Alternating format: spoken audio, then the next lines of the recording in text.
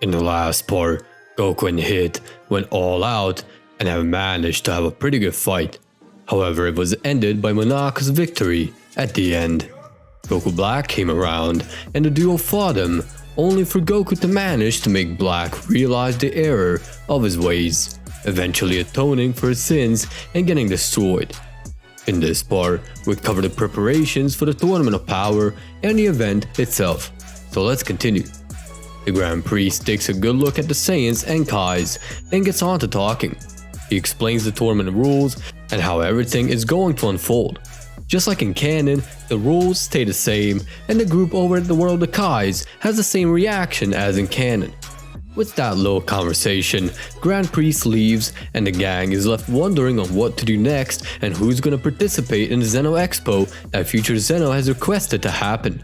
So, they pick out a few choices up until they settle on Goku, Gohan and Buu to battle against the Trio of Danger. In the Zeno Expo, the events go pretty similarly except for the battle with Bergamo and Goku.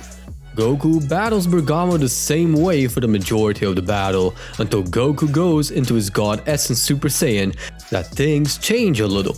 The gods that came to spectate see that Goku has attained the power of the gods and that he's using it against Bergamo whenever he pleases, with an unknown warrior taking interest in the Saiyan. Bergamo is defeated in the same fashion, however though, Toppo requests a battle with Goku to see where he stands. That's where things change a little bit. Since Goku can now utilize Super Saiyan 3 with his God Essence and utilize it properly, he uses regular Super Saiyan with God Essence right from the start, since he already displayed it and goes to town trying to defeat Toppo. However, Toppo is quite powerful in his own league and is handling Goku quite well. Goku goes God Essence Super Saiyan 2 and now has a better chance to win, starting to charge a Kamehameha. Grand Priest stops them, saying that going all out right now will destroy the thrill of Zenos for the real thing. And so, Goku and Toppo stop. Toppo says that his sworn ally Jiren will defeat him with ease, to which Goku says, bring it on. After that little adventure, the tournament participants are now yet to be chosen. The canon evolves the same from here. However, a small detail during appointing Android 17 is that Goku does power up in his final form to get the Poacher Boss and 17 from outer space, but he has to hold his breath since the form does not allow him to breathe in space like the Super Saiyan God forms would allow them. The events go relatively the same from here. Goku still fools a good chunk with a money bait and Frieza is still in the tournament, so the participants do not change from the original. What does change, however, is the fact that Vegeta goes to the time chamber to train up a bit to test his new theory, rewinding back to the theory that the old Kai has told him about. In either case, Vegeta does his training and Whis decides to hold hands during the transfer and nearly breaks apart the entire team doing so. In the Null Void, a couple of universes arrive along with the 7th and are patiently waiting for the start of the tournament. Goku is intrigued in Jiren and can't wait to throw punches at him, since Jiren is so mysterious and is spiking Goku's Saiyan thrill of battle. The tournament starts and the entire tournament up until 10-minute mark is the same. The only difference is that God and Blue forms do not exist, so the alterations are God Essence Super Saiyan up until Super Saiyan 3.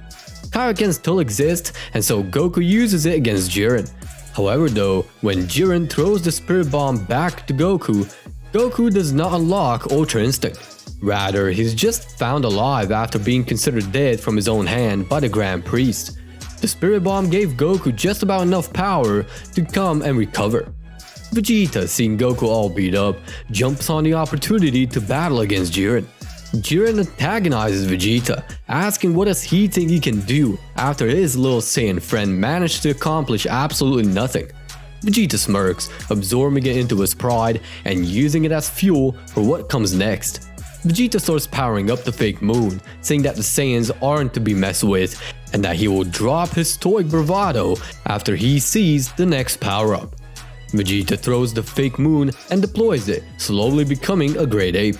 Goku knows of the whole Great Ape thing, so he only observes Vegeta doing it.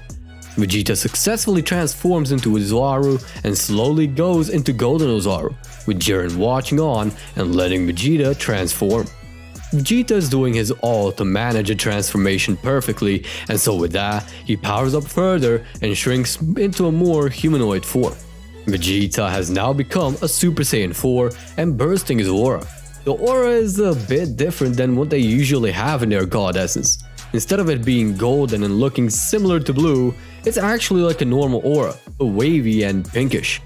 Jiren looks on to what Vegeta has become and tells him that he can now join the trio of danger, while Vegeta scuffs and rushes at Jiren with extreme speed, landing a punch on him. That punch managed to send Jiren away into the hill, and Vegeta soon followed to try and defeat Jiren. Jiren didn't expect that one bit, but he knew he was heavily suppressed, so it wasn't a big issue for him at all. Jiren powers up a bit and attacks Vegeta.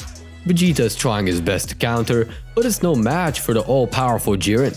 Jiren is packing Vegeta all the way and is about to throw him off. However, Goku joins in on the fun with his own Super Saiyan 4.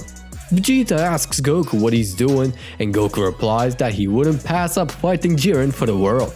And so, the Saiyan duo begins their fight 2-on-1. Jiren isn't concerned yet again and is just chilling with the two Super Saiyan 4s trying to land a single hit on him. Vegeta thought he has finally surpassed Goku with his new power-up, but he also forgot that Goku has a tail too, as he's grown it as well, and was also trying to find ways to use it. Even though that now both Jiren and Goku have shattered his pride at this point, Vegeta still fights on and is trying his best to land a hit on Jiren. None of the tricks work, and Jiren is overpowering them big time. Vegeta is getting really angry and is at this point just flailing his arms all over the place, which opens him up to a very hard impact from Jiren, sending him into a mountain and out of Super Saiyan 4. Goku is now left as the only one battling Jiren, trying to come up with something to take him down, and gets one. He decides to use Super Saiyan 4 and Kaioken put together, although he has never tried it on that form. Though as he's about to do it, Gohan, Piccolo and Frieza come to aid, along with Hit and the three Saiyans from Universe 6, Caulifla, Kale and Kaba.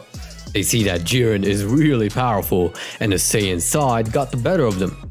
Jiren, however, is getting annoyed and starts powering up into its limited breaker state. The sheer pressure of ki Jiren is exerting is pushing everyone away from him, managing to even push some off the ring and sending them to the bleachers. Vegeta, being in no condition to fight, is one of those who got pushed off and is now sitting in the bleachers, watching on everyone else struggling to stay planted on the tournament grounds. Goku, trying to keep himself in battle, whips out his Kaioken ×10 and tries attacking, but just as he gets halfway to Jiren, his body says no from the previously nearly mortally threatening experience he had with his own Spirit Bomb. He gets into pain and his Kaioken is abruptly cancelled, going back into a regular Super Saiyan 4 and continuing to push back along with the rest of the gang.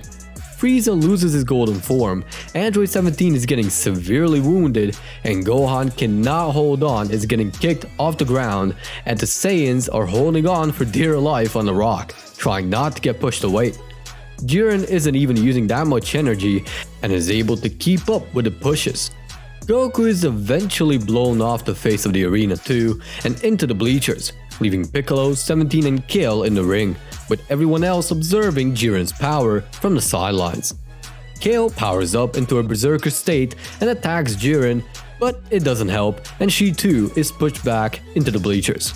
17 cannot hold his barriers any longer and gets pushed back along with Piccolo, making Jiren and his universe the victor of the Tournament of Power, and so Universe 7 is erased from existence.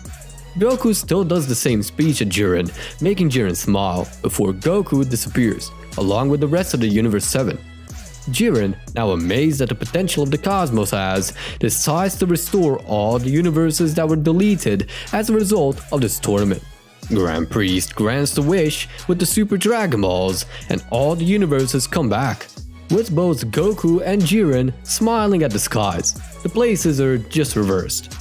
We're continuing the series next time. While you wait for the next part, join the T23 Discord server with the Vanity URL down in the description. Thank you for watching, and with that, peace out.